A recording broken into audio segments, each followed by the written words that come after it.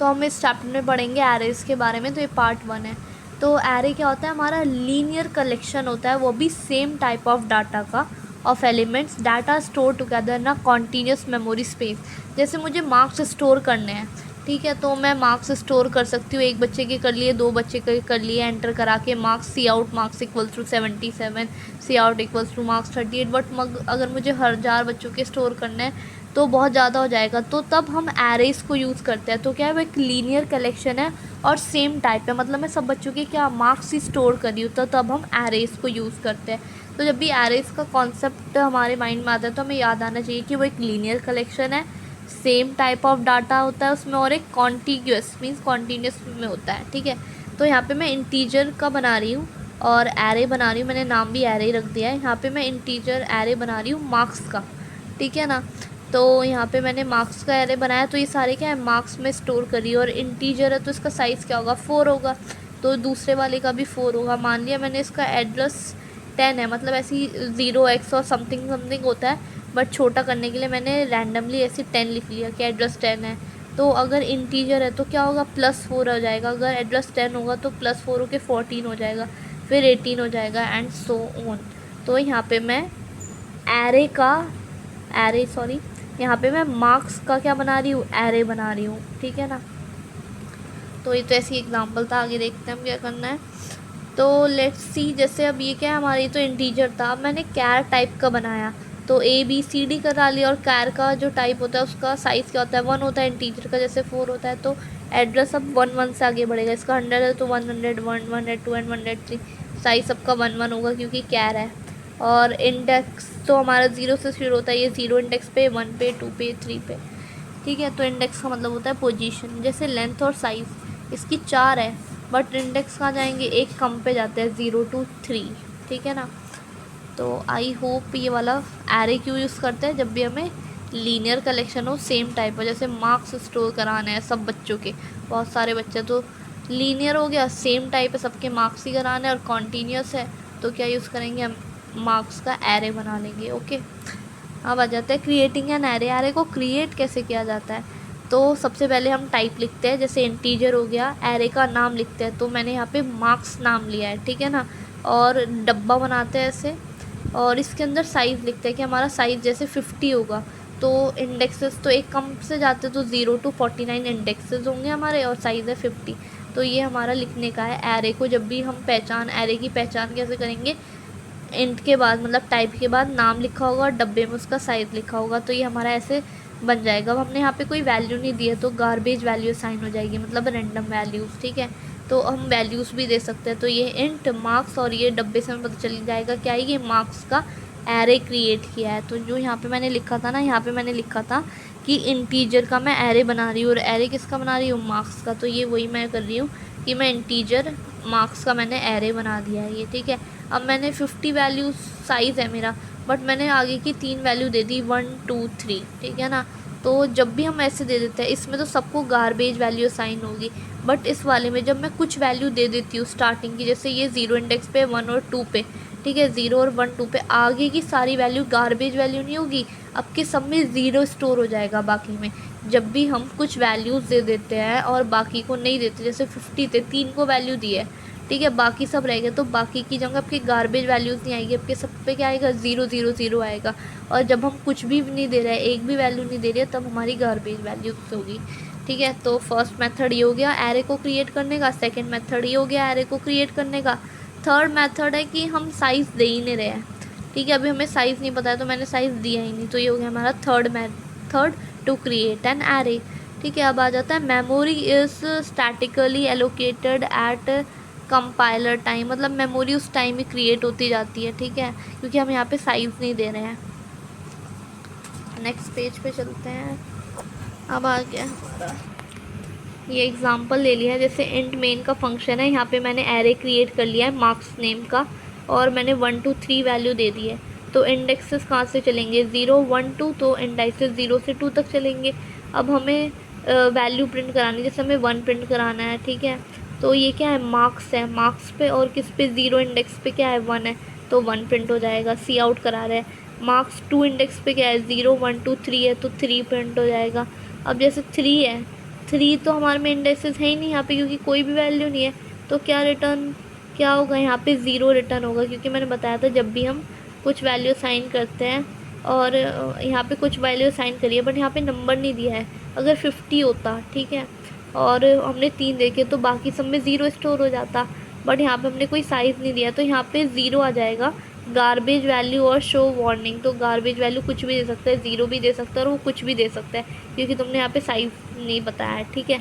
अगर साइज़ बताते और कुछ देते तो बाकी का सबका जो बाकी वैल्यू होती है इंडाइसेस पे क्या आता, 0 आता, बट जब तुम साइज़ नहीं बता रहे हो तो वहाँ पे सिर्फ गार्बेज वैल्यू आती है। गार्बेज वैल्यू में 0 या कुछ भी बड़ा सा नंबर भी दे सकते हैं या वार्निंग भी जनरेट कर सकता है, ठीक है ना। तो हमें अगर एरे के वैल्यूज़ को हल निकालना है किसी भी इंडाइसिस पे तो ये मेथड है। उसका नाम लिखा, डब्बा बनाया, उसमें भी जो भी इंडेक्स की वैल्यू उसे लिख दिया, ठीक है। अब आ जाते हैं हम, एक एग्जांपल है, जैसे मैंने यहाँ पे एरे क्रिएट करा है मार्क्स नाम का 5 साइज़ का, तो 1 2 3 4 5 साइज़ का ये डाल दिए इसमें वैल्यूज़ मैंने। अब साइज़ ऑफ मार्क्स, साइज़ क्या आएगा, साइज़ अब क्या हमारा ये 5 है, 5 नहीं आएगा साइज़ हमारा, क्योंकि ये क्या है 5 नंबर है और सारे इंटीजर है, तो इंटीजर का मतलब 4 होता है और ये 5 है, तो 4 5 ये 20, तो हमारे पास क्या आएगा 20 प्रिंट हो क्या आएगा, ये मेन बात है, याद रखना।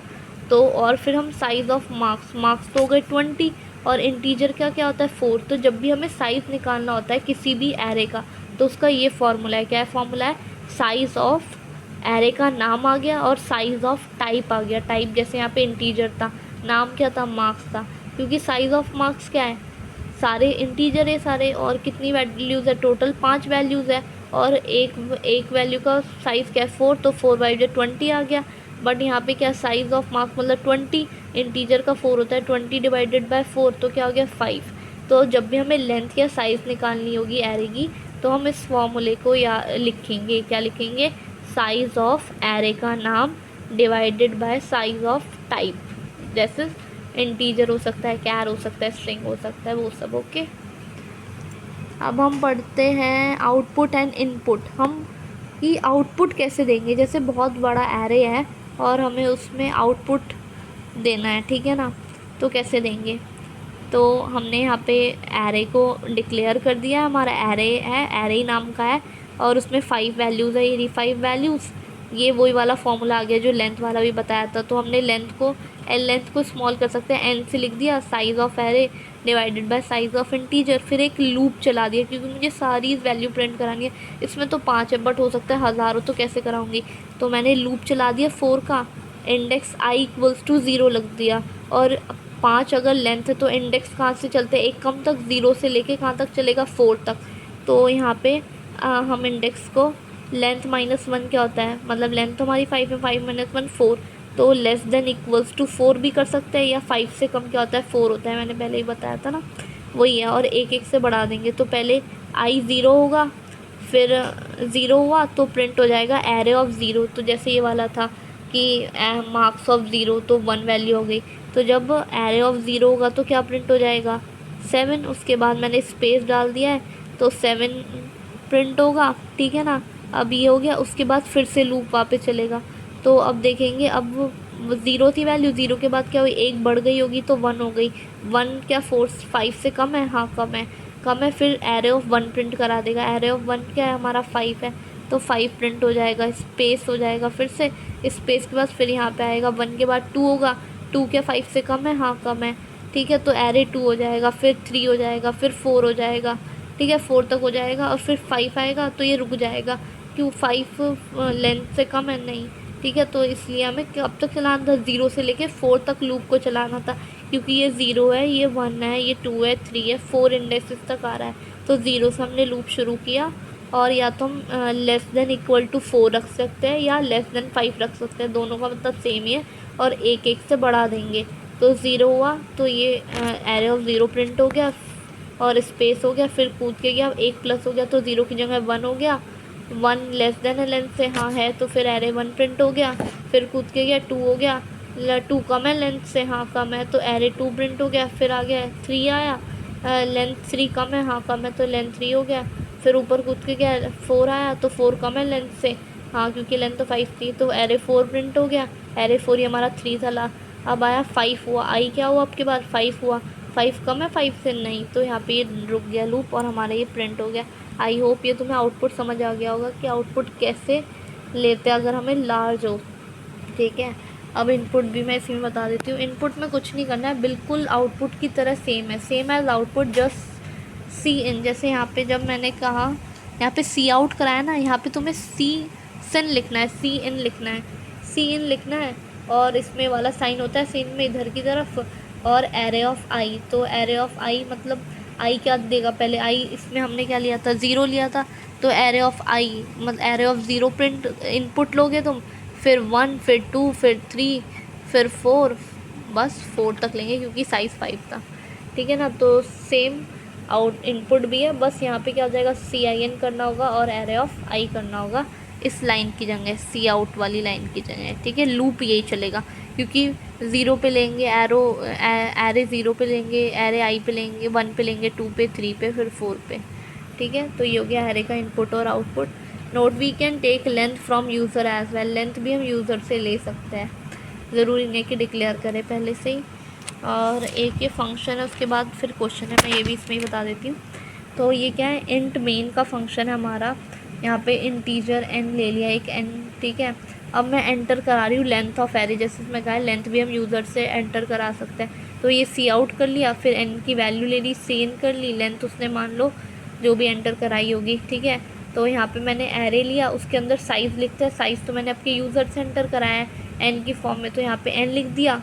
अब यहाँ पे मैंने लूप चला दिया, लूप में मैं यहाँ पे इंटीजर आई और आएगा, मैंने वाइटनर से ठीक करा था, सही लिखा, आगे नहीं लिखा है। फिर यहाँ पे इंटीजर आई, लूप कहाँ से शुरू होगा, आई ज़ीरो से, और लेंथ से कम पे चलता है तो आई लेस देन 1 और आई plus plus.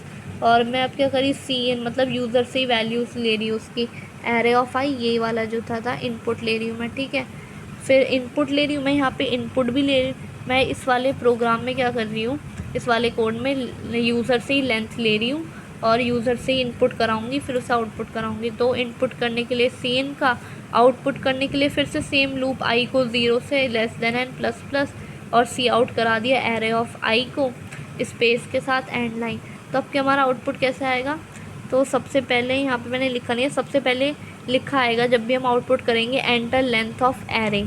Enter length of array मान लो मैंने 5 करी है, 5 करने के बाद अब वो कहेगा वैल्यू एंटर करो, फिर मैंने 11 12 13 14 15 तक इनपुट करा दिया। इनपुट कराने के बाद वो अपने आप आउटपुट कर देगा, वो भी एरो के साथ, क्योंकि वो मतलब कॉमा के साथ, क्योंकि मैंने कॉमा से करा है। आई होप ये वाला समझ आ गया होगा कि एरे में इनपुट और आउटपुट कैसे लेते हैं। बहुत ही सिंपल है, क्या करना है, हमें यहाँ पे एरे को डिक्लेयर करना है, लूप लगा देना है 0 से लेके n तक का, एक प्लस प्लस कर देना है, और इनपुट लेना है तो CIN कर देना है एरे ऑफ आई से, अगर आउटपुट लेना है तो सी आउट कर देना है। ठीक है, क्योंकि एरे ऑफ 0 लेंगे, 1 लेंगे, 2 लेंगे, 3 लेंगे, 4 लेंगे, यहाँ पे आउटपुट कराते जाएंगे। ठीक है।